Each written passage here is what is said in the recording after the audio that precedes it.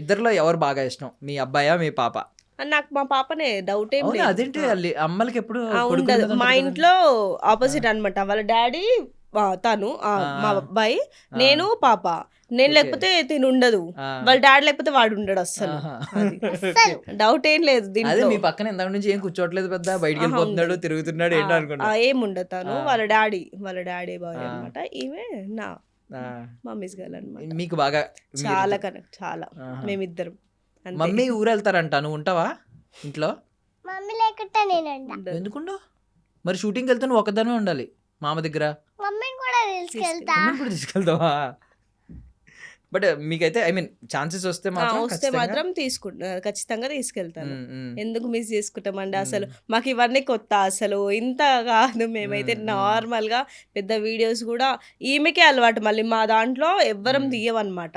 దీని కొంచెం ఇంట్రెస్ట్ ఉంది కాబట్టి నేను చేయిస్తాను. అప్పటికైనా మా దాంట్లో కొంచెం లక్ ఎక్కువ చేస్తుంది, వీడియోస్ లక్కీ చేస్తుంది అన్నట్టుగా అంటారు.